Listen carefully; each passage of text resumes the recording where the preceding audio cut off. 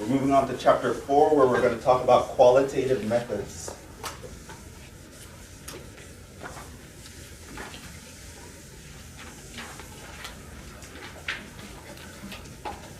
So,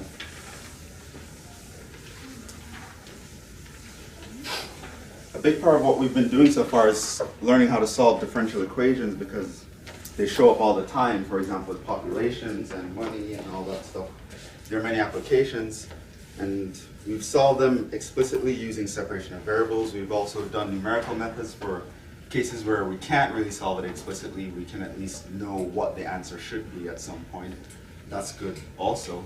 And there are other methods as well, which is what we're going to cover now. Another one, which basically ends up being drawing pictures and trying to figure out the answer there.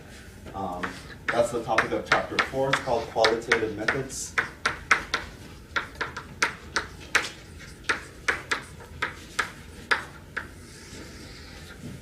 Basically, we're going to be solving differential equations using the graphs of the differential equations and the solution. Okay, so just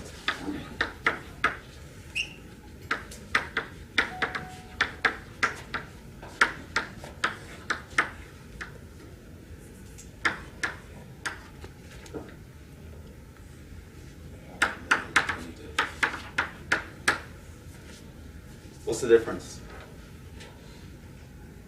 Quantitative is quantities or numbers based. Quantities. Quantity based, right? Means they can be numbered, measured precisely, etc. So anything that deals with numbers, you call that quantitative. Qualitative means it's more quality based.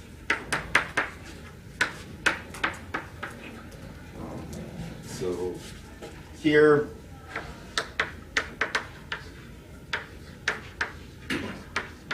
a list of grades would be what we would call quantitative data, for example. And we'll get back to talking about things like that when we get to statistics. Qualitative is qualitative based, it's not numerical or easily measured. For example, like a list of names, or countries, or the names of something, or letters, or things like that, or pictures, right? We call that qualitative, and this is the focus of this one. So,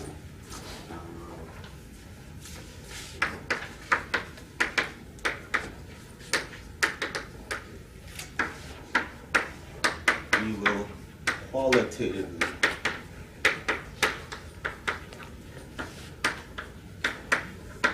analyze ODEs. Not every kind of ODEs. Specifically, we're going to be talking about what we call autonomous ODEs.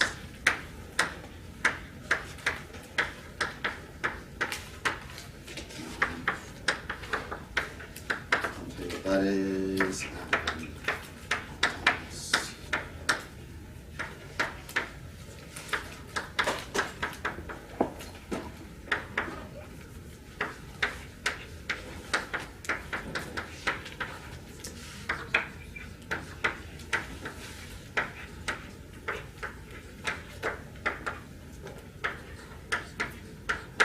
Basically guys that look like that, right? Anything that looks like a derivative where we only have a function of y, that's called autonomous. Example, if I have y prime equals y, or dy dt equals y squared plus 1, or anything like that. These are autonomous.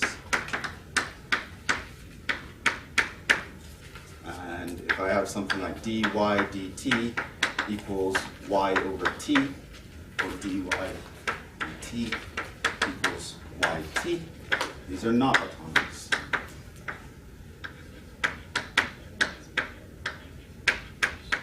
Right? Because it's not just a function of y on that side, there are t's here that we have to worry about. If y is the only variable in our differential equation that we have to worry about, then that's called autonomous. And a lot of equations fall in this category, and specifically population models will fall in this category, right? The interest problems that we were doing fall in this category. So there are a lot of things we can do in this category as well. What we're doing can work in this category, but it's more complicated, so we're not really going to talk about it. This is going to be our main focus. So we're going to look at differential equations of this form that only have y's on this side as the variable, and we're going to figure out how to at least judge qualitatively, right? We're not going to be quantitative. I can't tell you exactly what's going to happen, but I can tell you what's going to happen, and we can sort of approximate things and know how things will behave in the long run. So let's see. And by the way, this is standard notation in the textbook and in class. When I say g of y, I will usually be referring to the derivative, so just pay attention to that. That will be important later on. What do I want to remind you? I hope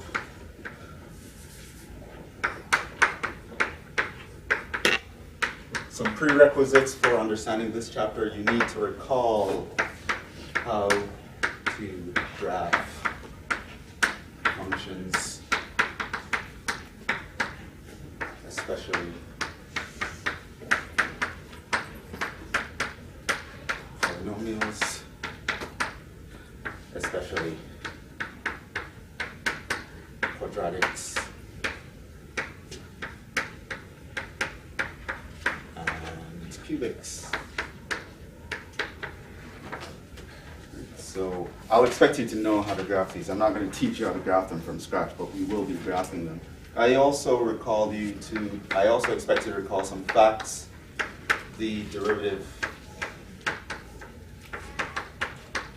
gives us, for example, if I know f of x is a differentiable function,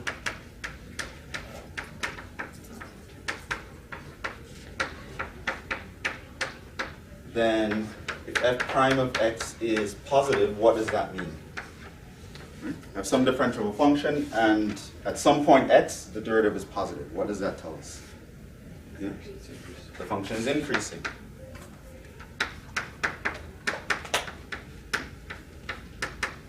Right? Or if it's negative, that means it's decreasing.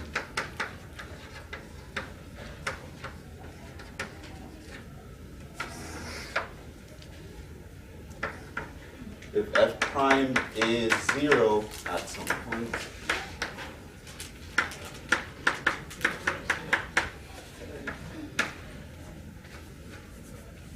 then 0 at some point. We won't deal with this situation a lot, or undefined. Then x is called a, what do we call that? No? Oh, it's a limit, right? So it's either No, critical point. to the top, like Right. max or min. Right, and there are various kinds of critical points. You can have maximums, you can have minimums, you can have inflections. But inflections, we mainly get those from the second derivative, right? But they can show up in the first derivative equals 0, such as x cubed, for example, has an inflection point of 0. The first derivative happens to be 0 there. Or it could also just be undefined. Right? Like 1 over x has a critical point at x equals 0. The function is not defined there. Okay? So things like that I expect you to remember. And how do you know if it has a max or a min? Well, that means, let's say you want to talk about max, right? So if on this number line, you have some point x here where f prime is 0, and on this side you realize that f prime is positive, and on that side you realize f prime is negative, what does that mean?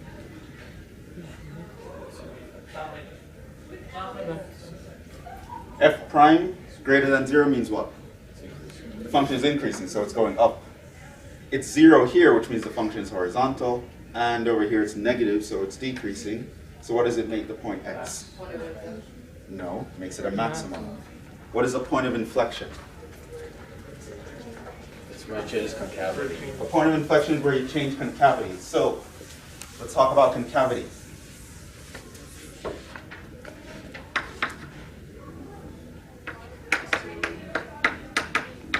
Point of inflection is a point where you change concavity.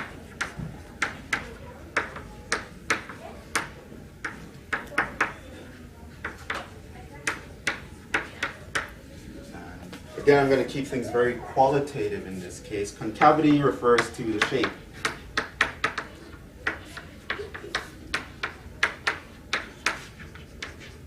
Right, I could give you the technical definition, but I don't really want to at this point. Basically, it's how you're curved, right? If you're curved like a smiley face, right, you call that concave up, right? And at points where that happens, your second derivative would be equal to, it will be positive. Point of inflection, your second derivative is equal to 0. Right? That's how you'd find the point of inflection. No, sorry, concave up, positive. So tired. Okay. This is concave down. This means your second derivative is negative, and an inflection point is when you switch between the two. So for example, if you were concave up before and then you switch to concave down, this point here is called an inflection point. Right? And what happens as an inflection point is the second derivative is 0 at that point, but it changes sign, right? So on this side, it's concave up, so on this side, the second derivative is positive. On that side, the second derivative is negative. Right? And of course, it can go in the other way, right? So you can be concave down first and then switch to concave up. That's another point of inflection. Right? And one important thing to note is it has nothing to do with increasing or decreasing. You can be concave up while increasing and concave up while decreasing. That's not the point.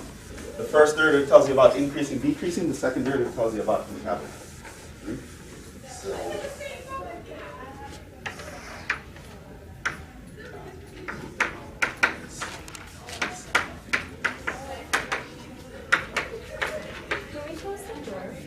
sure.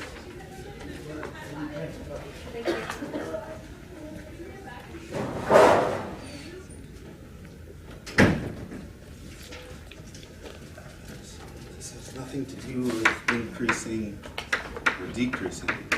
So you can see, for example, you can be concave up and increasing, and you would look like that, right?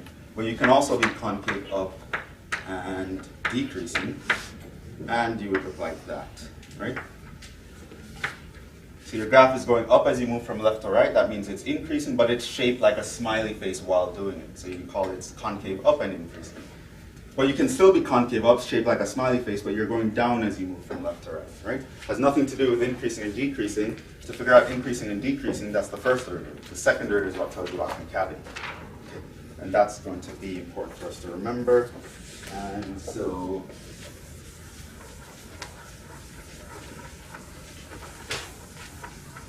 but again, this is all Calc 1, and I'm really glossing over it.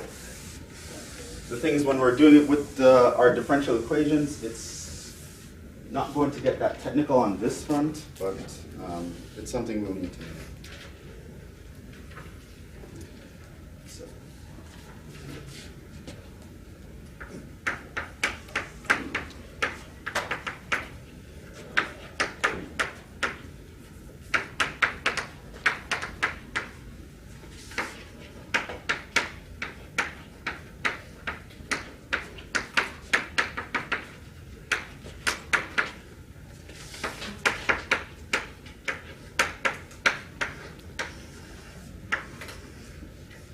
So if you sort of read this in your textbook, it's sort of rough to get through because they break down each pieces and talk about it in sections, and it takes a whole chapter for them to really tell you the whole point. So I think for this topic especially, it's really good that I explain to you what's going on while I go through an example. right? So I'm just going to go through an example. I'm going to explain all the steps and what I'm doing every step of the way, and then we'll be able to go through it quicker, right? I think it's best to just show you an example. We're going to do a problem from start to finish. I'm going to tell you what's going on at each stage, and I'm going to try to be general enough so you can apply that to any other example. So here's an example. Sketch the solution graph to dy dt equals y times 4 minus y.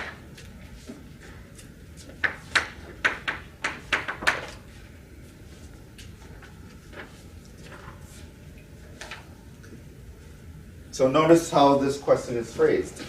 They asked me for a graph, a picture, right? That's why it's qualitative, right? They didn't ask me to find a number. They didn't ask me to do separation of variables and tell me exactly what's going on. Draw a picture with this initial condition, right? What does the solution look like, and what is this function doing, right? And that's what we're going to figure out. So we can actually get this done in 4 steps, and each step going to get a little involved, but it'll be really straightforward once you get through it. Sort of like curve sketching from top 1. Remember, there was all these things you had to check, but eventually you got into a routine and you just knew how to do it. Right? That's sort of what we want to do here. So I'm going to start with the example. Step 1 is to find what we call steady states.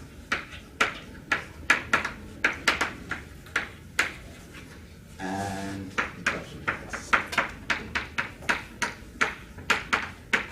steady states is just a fancy name for the critical points where you have maximum values, right?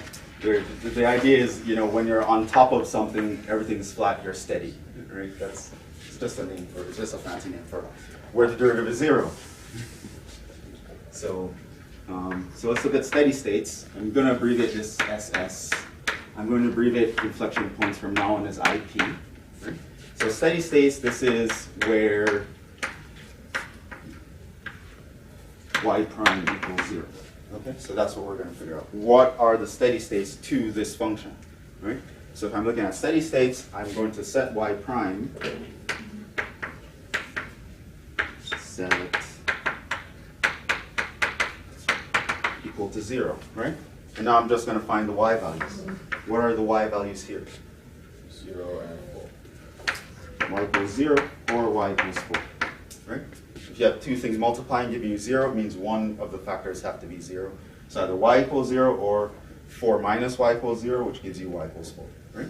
That's it. Steady states are 0 and 4. Okay? No problem. Inflection points.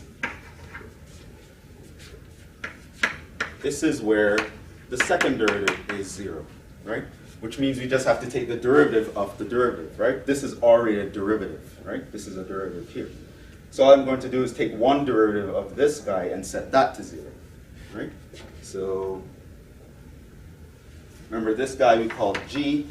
Here I'm going to say g prime is equal to, well, let's rewrite this first. How do you take the derivative of that?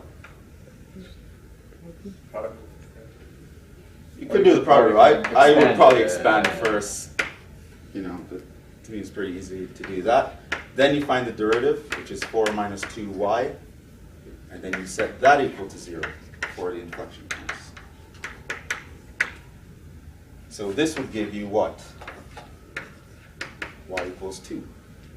Right? So these are the steady states.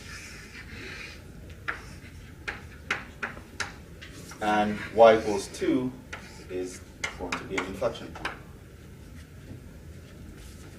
It's because you remember the first derivative equals 0 gave you our critical points, which we call the steady states. The second derivative equals 0, which is just the first derivative of whatever they gave you, because remember they gave you the first derivative. And that will give you the inflection point.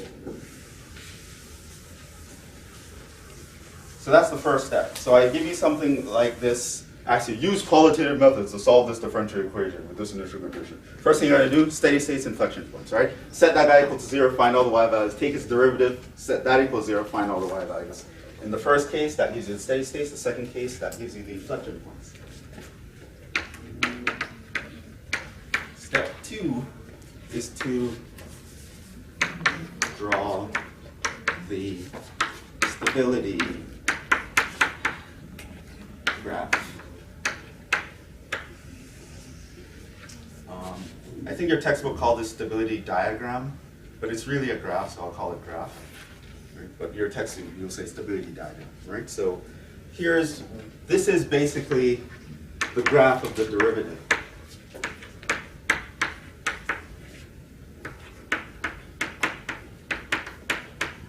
In other words, I graph y versus y prime, which I call g. Right? So here, y is on the horizontal, y prime would be the vertical, which is my g-axis, right? And I want to graph this guy. Now what kind of guy is that? Y times 4 minus y. What kind of curve is that? It's a parabola, right? Where does it open? It opens down, right? The steady states will always end up being your inflection, your intercepts in this graph. So this is 0, and it goes through 4. And because we were good Calc 1 students, we know this is just a parabola. Right? That's the graph. Right? And your inflection points will actually be your maximums and minimums of this graph. So your inflection point is going to be the guy that's here. So that's your inflection point at 2. This is a steady state here.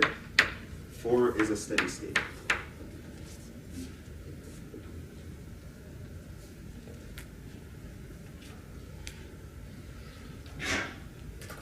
There's actually a little bit more to this step, because we actually start doing our analysis here to figure out what the solution will be doing. Yes, Steve. The steady states are your intercepts. The inflection points will be the maximums. It's just like back in Calc 1, they told you graph this parabola. The first thing you did, find the intercepts, right? And then you draw the theory. Right? When you're graphing, intercepts was one of the first steps, and they happen to be your steady states in this case. For this diagram, we will need what's called stability arrows.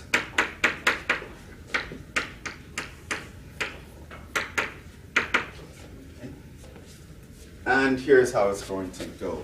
These are just arrows that move to the left and right, right? Arrows like that. Okay. So here is how we draw them. If y prime is positive, meaning the graph is above the horizontal,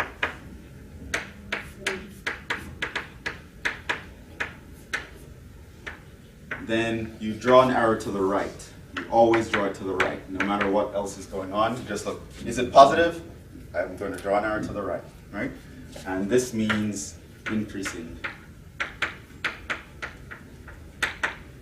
Right? Because on a number line, when you're moving to the right, you're increasing. That's sort of how you're thinking of it, right?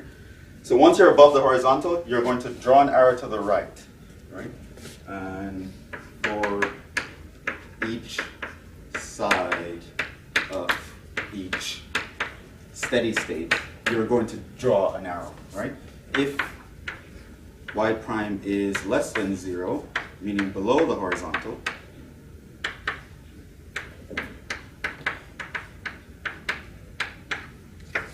you're going to draw an arrow to the left, right? Which means decreasing. So let's actually do it here, right? So here's a steady state, right? So what I said, for each side of each steady state, I have 2 steady states here, right? Let's focus on this one for the moment, right? So this is the steady state. Move a little bit to the left, right? Is the graph above or below the horizontal? It's below. So how should I draw an arrow? To the left. So at this point, I'm going to draw an arrow to the left, just like right above the horizontal axis, just like that. Okay.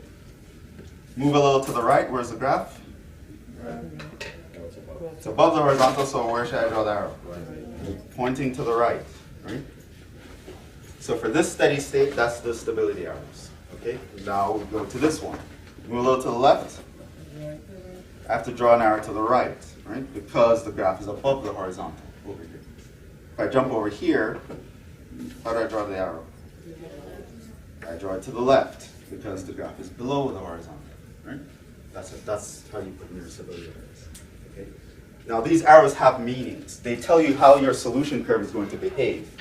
In particular, this says your solution curve, if you're above 0, you're going to increase towards 4, right? If you're below 0, you will just decrease away from 0, right? It's saying right here, if you're below 4, you increase towards 4. If you're above 4, you should be decreasing towards 4. These arrows are actually telling you what your curve should be doing, right? So they'll actually give you a lot of information. Okay? And we also assign meanings to them.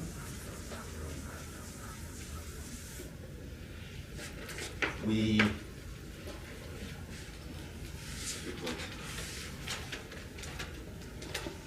categorize steady states using these arrows. Meaning, if I see an arrow going head to head, right? They're both pointing at each other. We call this a stable steady state.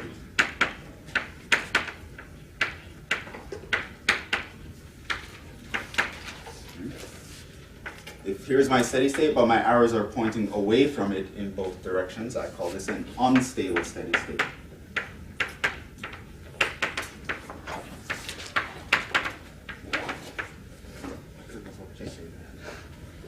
And there are situations where they point in the same direction, so this or that, right? Where both my arrows are pointing in the same direction.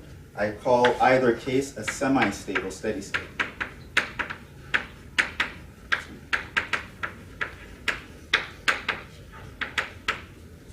Okay. And it's common practice, I didn't come up with it, but I saw it, to actually mark these guys with smiley faces. Okay, so if you have a stable steady state, you're going to draw a smiley face. If you have an unstable steady state, you're going to draw a frowny face. And if you're just semi-stable, then you're like, meh. You know, you win some, you lose some. Okay, so let's talk about what this means.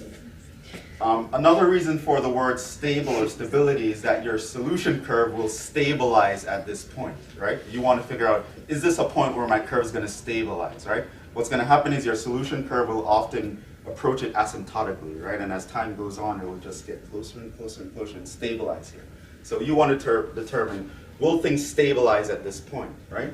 Now, if you look at 0, what's happening? If you're above 0, you're running away from him. You're not going to stabilize at 0. If you're below 0, you're still running away from him. You're not going to stabilize with him either way, right? This is called an unstable steady state. 0 is an unstable steady state. So draw from it. Like you can't stabilize. You just have to run on forever, right? This guy though, notice that if you're below 4, you're going to go towards 4 and stabilize, and if you're above 4, you're going to go towards 4 and stabilize in either case. This is great. No matter where you are around 4, you will be stable. So smiley face. Good. We are stable now. Okay.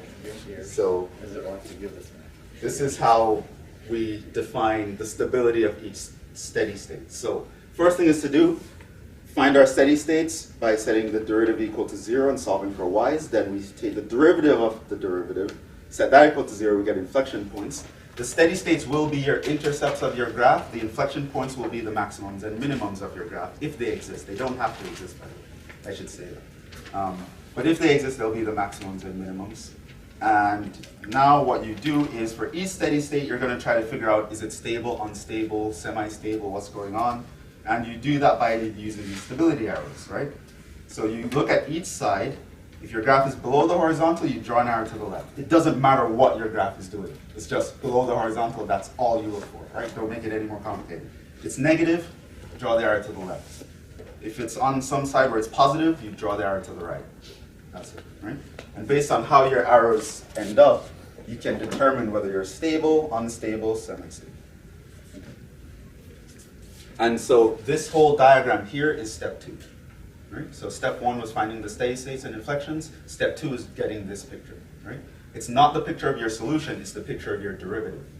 But we're going to use it to get to the picture of the solution.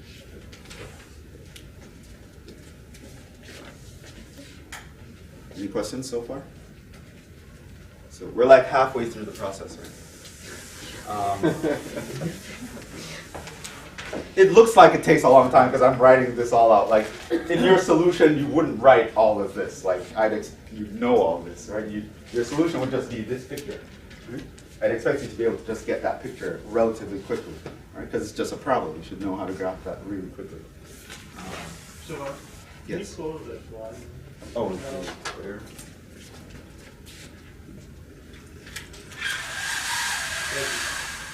Is that better, or do you need another one? Yeah.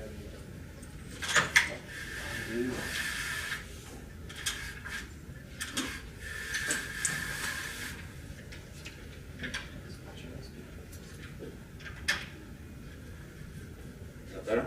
Yeah, thank you.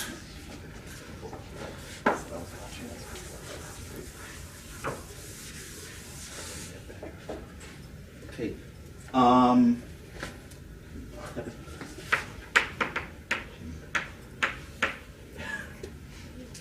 For my, well, personally, I consider this step optional.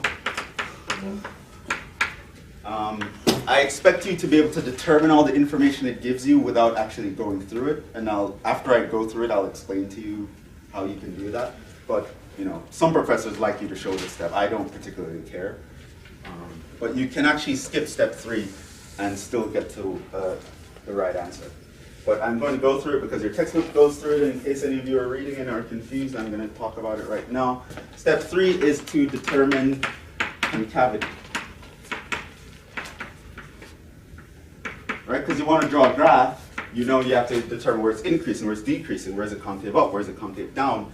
What this graph actually helps you do is determine where it's increasing or decreasing, right? This right arrow means increasing, down arrow, left arrow means decreasing. Right? So now we're going to talk about determining the concavity. So, basically the idea is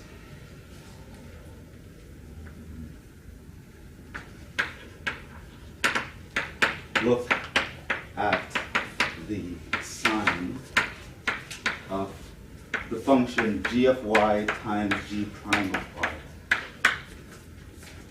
And where does that come from? Well, let's say your derivative is equal to g of y, right? Which is what we're talking about. Then your second derivative, this is second derivative,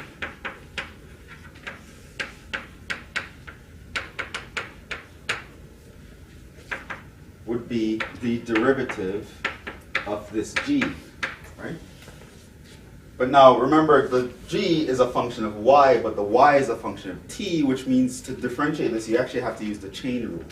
So you would actually find the derivative of the outside function times the derivative of the inside function, right? So this guy here is just g prime of y, but dy dt was g, right? So it turns out the second derivative can be written in this form, right? Now, g prime is the slope of your graph, right? Slope of stability graph.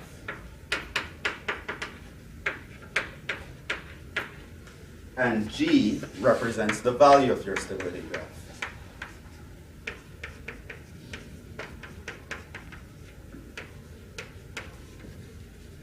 And obviously, since this guy is the second derivative, if he's positive, it means you're concave down, concave up. If it's negative, you're concave down, right? So you can actually tell concavity by looking at this guy, and you can actually see him directly from this picture. So let me show you how to do that. So if there's ever a case when you're not sure, you go through step 3, but in general, it's pretty easy to be sure of what the concavity will be. And I'll sort of explain the intuition behind it. a value of stability graph, you mean the vertical value of if you were to plug in like Yeah. a y? Yeah, the value that you'll get from the vertical axis. So let's actually do this. So the first step is to split the interval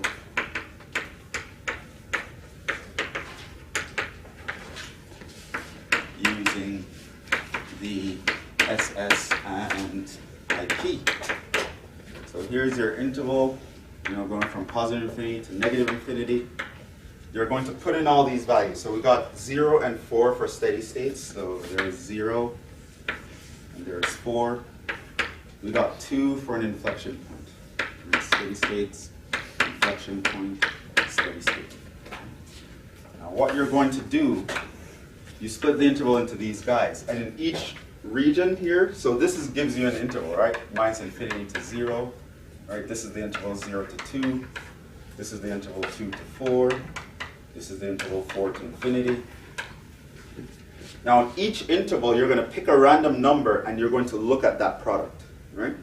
So you're going to take some y0 in this some number. It doesn't matter which one you pick, it doesn't matter, right?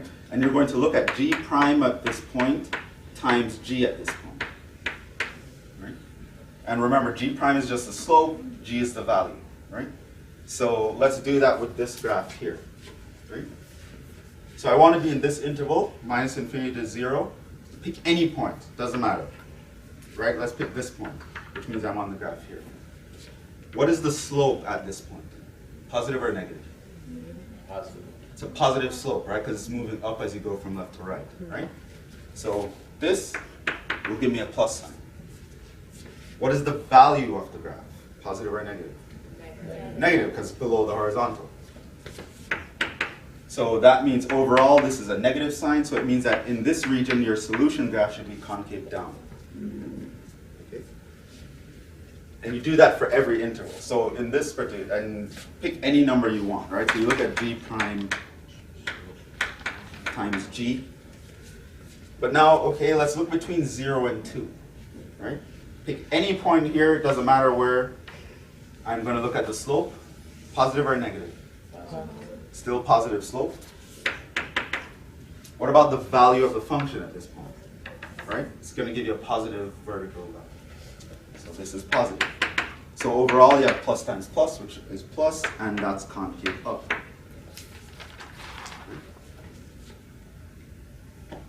This, that. Okay, tell me what's going to happen. Negative slope, positive value. Negative slope, right? The tangent line looks like that. It's going down as you're moving from left to right. So it's a negative slope. So in this case, you have a negative slope. What is the value of the function? Positive. Positive, because it's above the horizontal. So overall it's negative, and that means concave down. Okay, what's the last one? So it's negative slope, negative value. Pick a random negative slope and negative value, because it's below the horizontal. So over here, it's negative times negative, which makes positive, which means concave up. Right? So it's telling you how your solution is behaving in these intervals, right? It will be concave down, concave up, then concave down, concave up, which also tells you that this is actually an inflection. The secondary is 0 there, and you switch concavity. So 2 is a legitimate point of inflection here. Okay, so. Which brings us to step 4, and like I said, I'm going to teach you an intuitive way to do this. Like, you don't have to do the sign chart. Just make sure if you skip the sign chart, you're right. Because I won't have any work for you to check, so I'll just take off a whole bunch of points. But it'll probably be easier to, it'll be easier to get it. Finally, step 4 is to get the solution graph. This is what it was all about. So the solution graph is graphing the solution, graphing y versus t, right? So this was the graph of y versus its derivative, right? Now I want to do y versus the independent variable, right? And basically what you're going to be doing, you're going to be reading off the information that you got from the previous steps.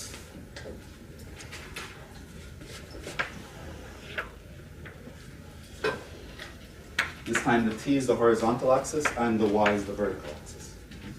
We usually don't care about the negative side, because usually when we're doing this, we'll be talking about populations and things like that. So, and the t-axis is like time, right? How a population grows over time, and negative time, we don't assign any meaning to that.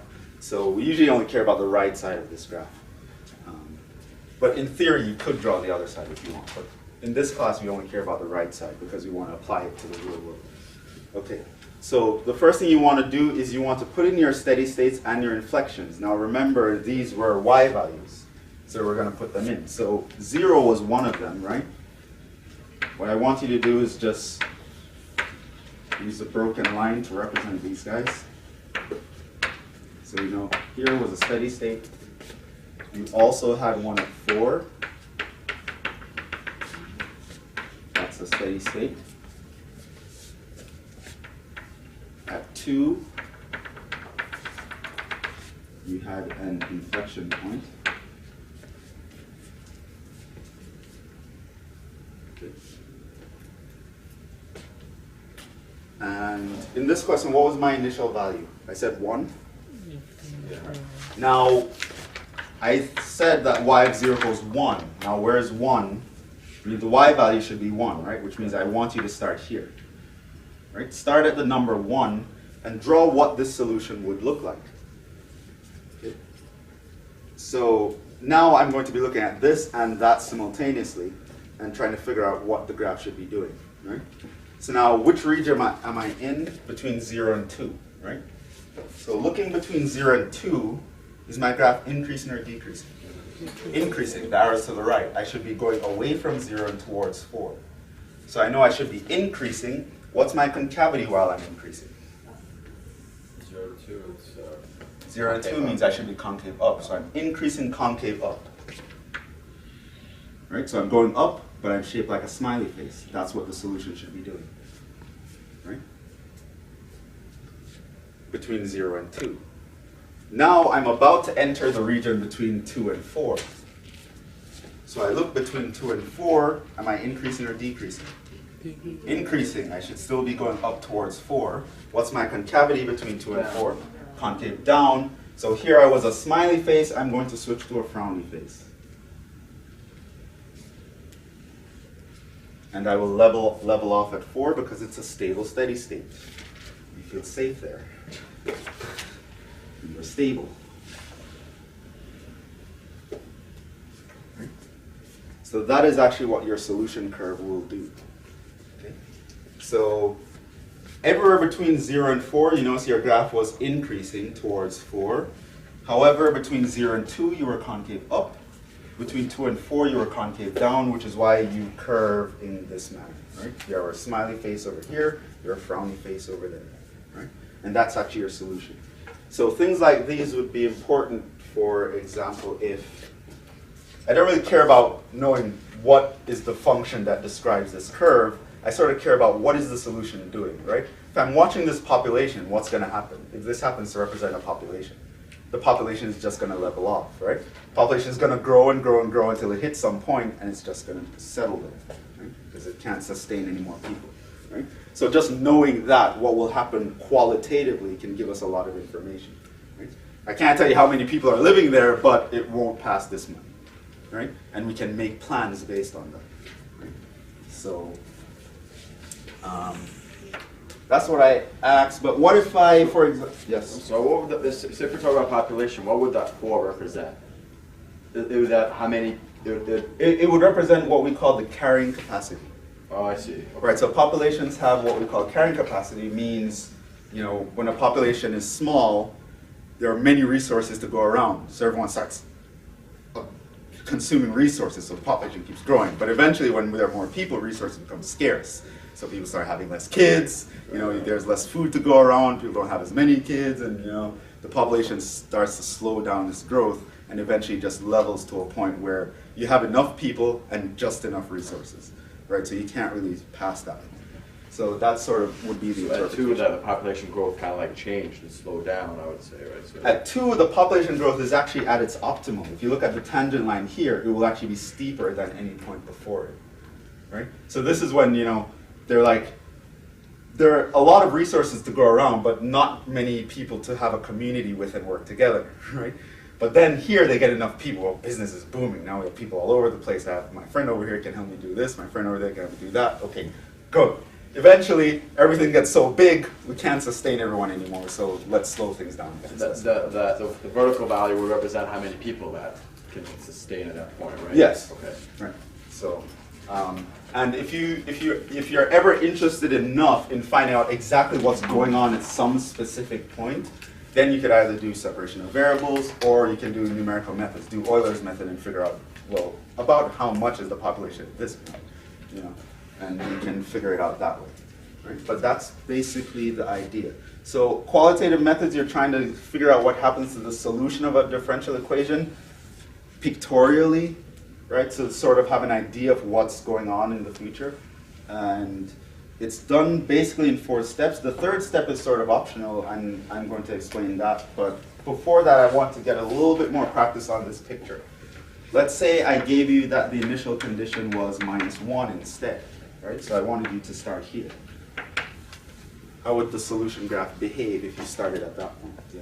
I was gonna say, so depending on where it starts, depends on which column you use. Yeah. And it also determines what the solution looks like, actually. So what if we started at -1? It would be concave down until 0. It would be concave down, and what would it be doing? Going up? Going down. We're going down, right? Because if we're here, notice that from here below 0, we should be decreasing away from 0. So if theoretically we could have negative people, we'd be getting less negative people. Well, more negative. Right? So that's would be what the solution curve looks like in that region. What if I said y of 0 was 3? Let's say I wanted to start here. What would the graph look like at that point?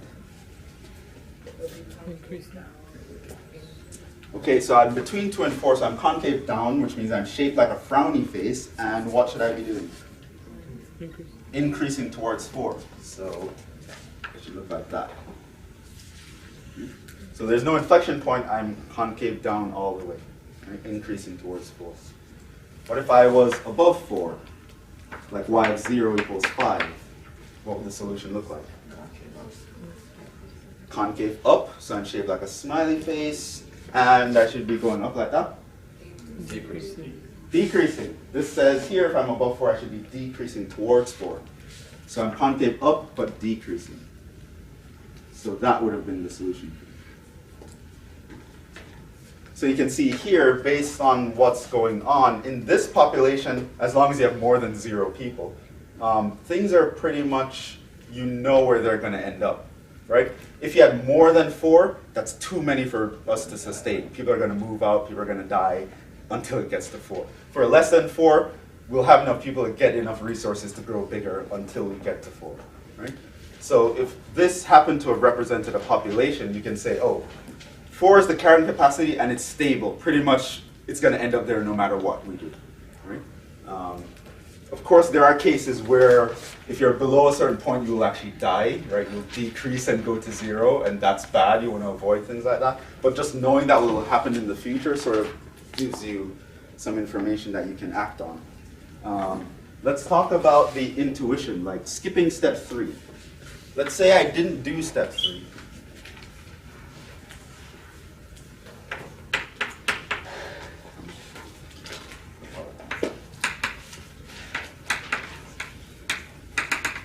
Skipping step 3, the idea, right, this is what the intuition basically turns out into.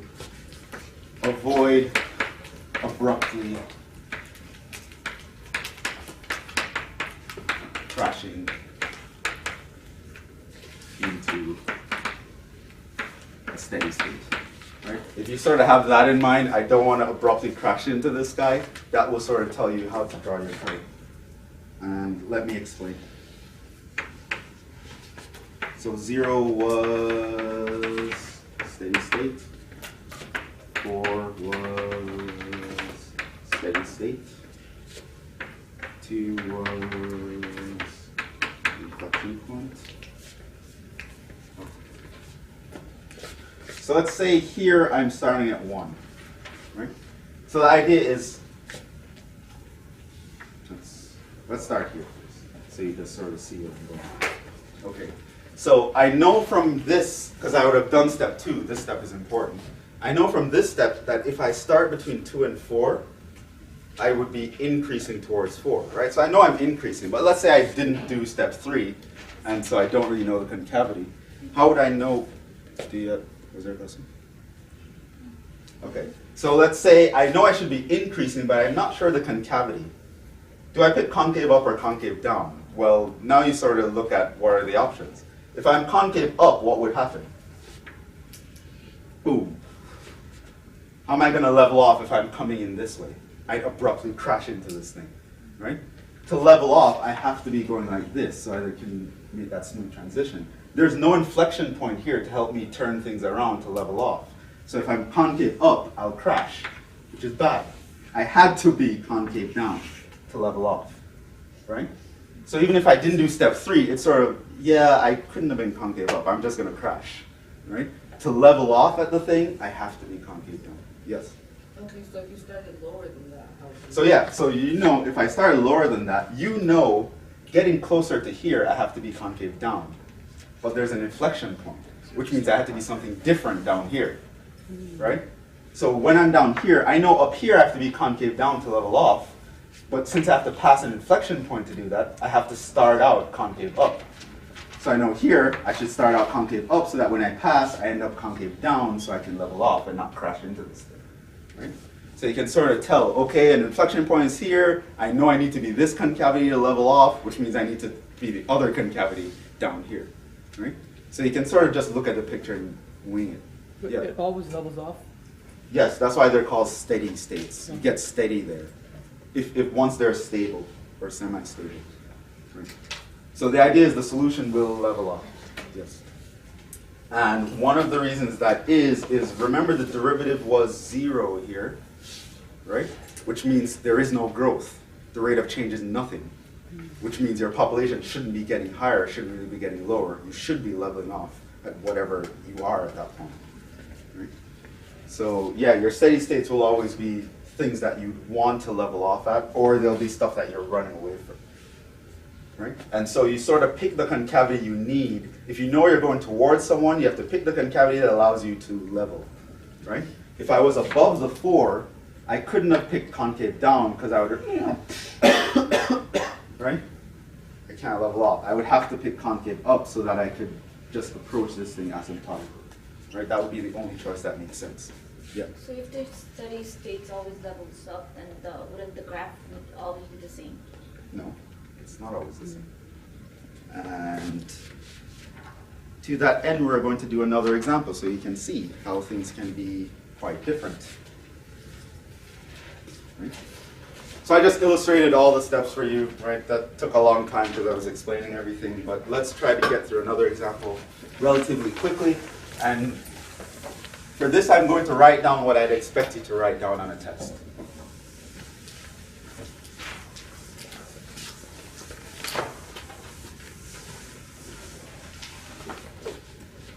Okay. So,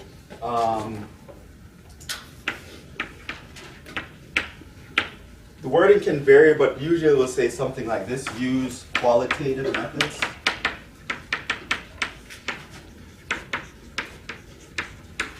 to analyze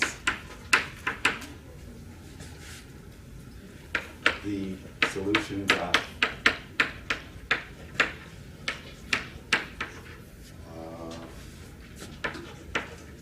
YET equals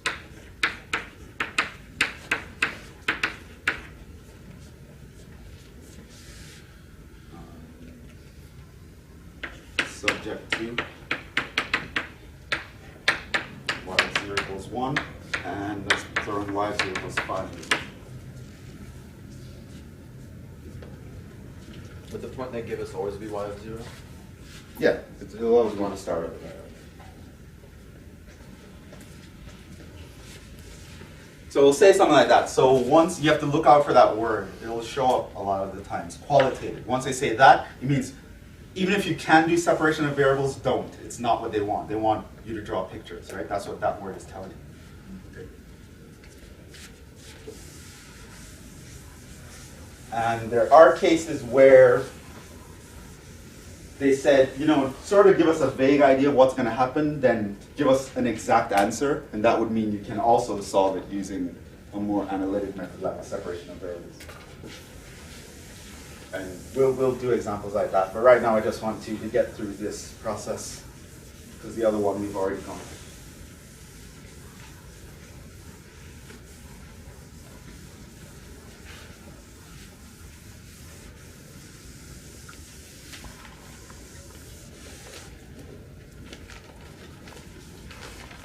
Okay, step one.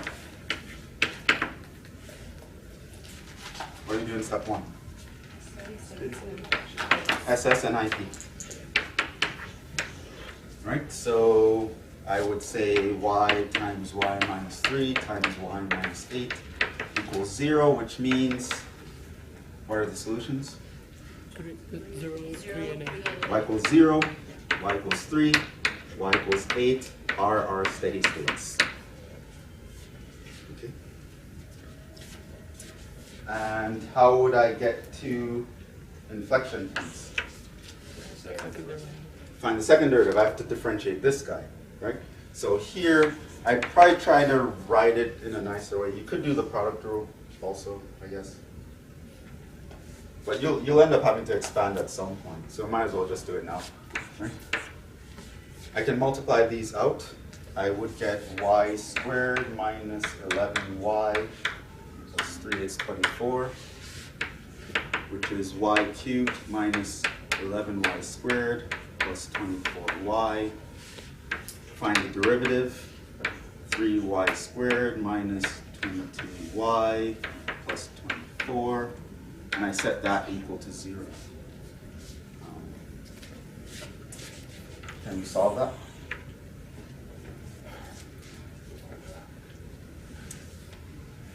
Yes, it's a quadratic now. Can you solve that?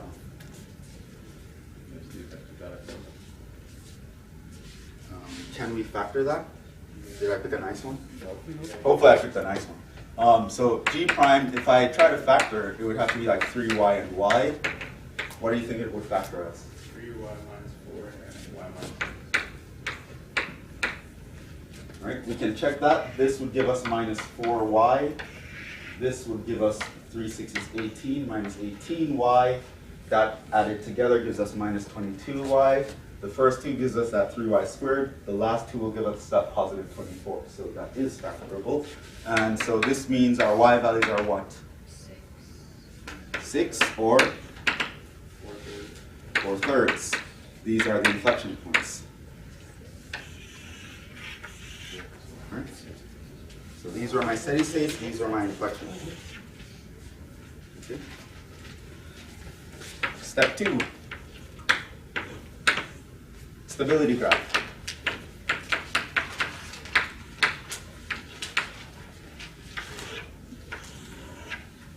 My steady states are my intercepts, so I probably want to draw this a little more. So I have 0, I have 3, and I have 8. All right, so remember, what kind of graph is this that we're going to have to draw? It's not a quadratic. Remember, in the stability graph, we graph the original. It's a cubic. Remember how we draw cubics? Well, you can just plug in random numbers in each interval, figure out where you are, right? So if we're below 0, like plug in -1, this would be a negative times a negative times a negative, which means overall you're negative, so you know your graph should be down here, right? Plug in something between 0 and 3, like a 1. Positive, negative, negative, means overall you're positive, your graph should be up here, right? Plug in something between 3 and 8, like 5. Positive, positive, negative, which means your graph is negative, so it should be down here. Plug in something bigger than 8, like 9. Positive, positive, positive, your graph is positive, which means it should be up here, which means our graph looks like that, right? So now we do our stability analysis. We know the inflection points. This guy happens at the 4/3. And the other guy happens at the 6. So this is steady state, inflection point, steady state, inflection point, steady state. Right? So in this case, I have 3 steady states, so it's already going to look way different from the last graph we drew. And I have 2 inflection points. Okay, now let's do the stability analysis. Looking at the 0 on the left, how do I draw an arrow? To the left, because it's below the horizontal. To the right? To the right, I draw to the right. Okay, 3 over here. To the right. To the right, because it's above the horizontal. Over here, to the left, because it's below the horizontal. Over here, to the left, over here, to the right. So what does that tell us about this guy? Unstable. Unstable, frowny face. This one, Stable. stable. Feel good about that one. This one, unstable. Right? This means whenever I draw my solution curve, this is what I expect to happen. I should be running away from 0 and 8, but I should always be going towards 3. That's the stable, nice spot to go to. Okay, so that's our stability analysis. Step 3, let's be adventurous and skip it. Step 4, solution graph.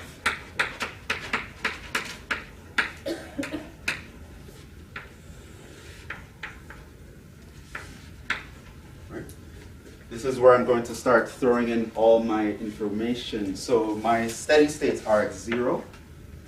I can draw this lower so I have more space.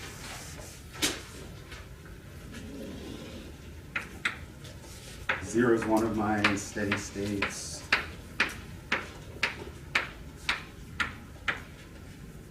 Steady state. 3 is another steady state.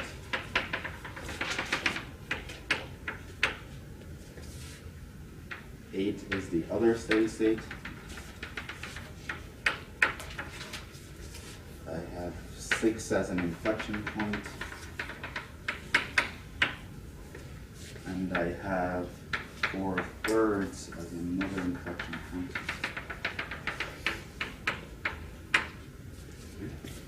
So that's my location of steady states and inflection points. Now let's see what's going on. My initial values are 1. 1 is smaller than 4/3, means I'm starting below here. So let's pretend I start here at 1. What's going to happen? I should go up towards 3. What's my concavity right here? Well, I know to level off up here, what should my concavity be if I'm coming from below? Down. I should be concave down to level off here, which means down here I should be concave up. So I start like a smiley face, switch to a frowny face. So starting at 1, that's what the solution would look like.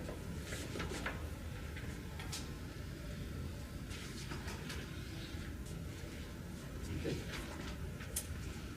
What if I started at 5?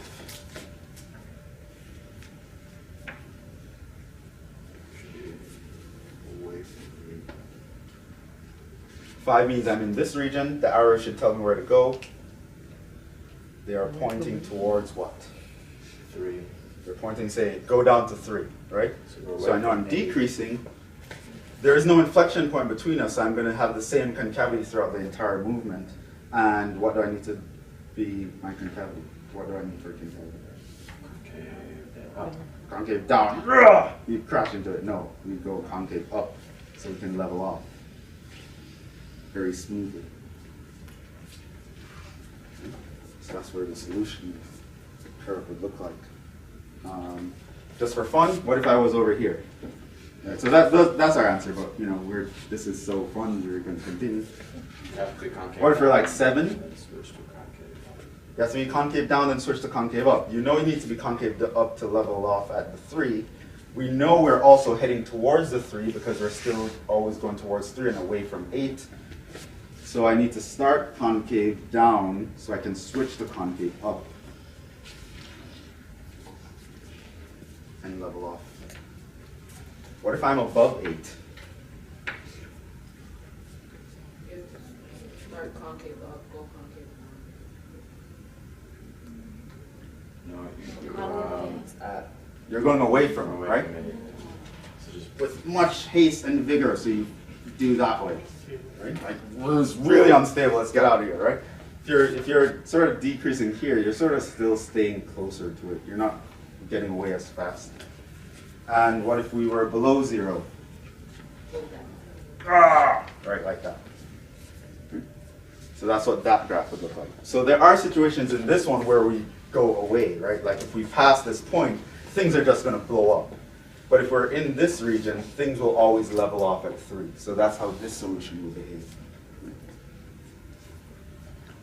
So the solution varies with the graph and, of course, the location of your steady states. And, of course, it will be different if you have an inverted parabola as opposed to a regular parabola because that changes all your stability arrows. Now your increasing and decreasing regions change, right?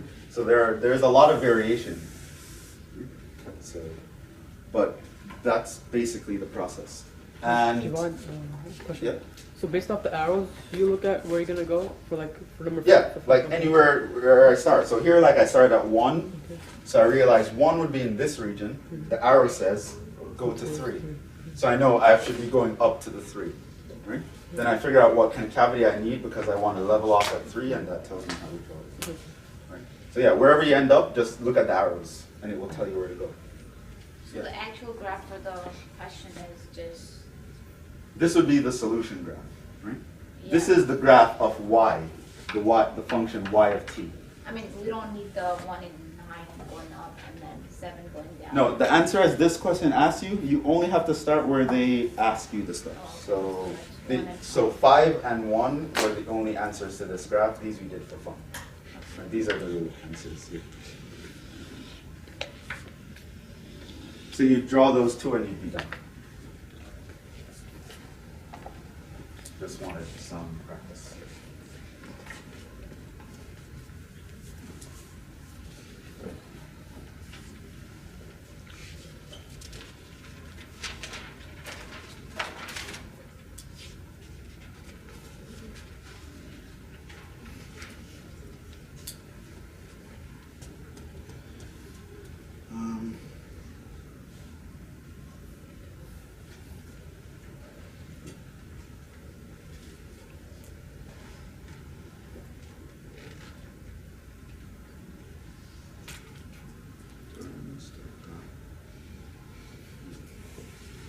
We're actually done with everything we need to for chapter 4.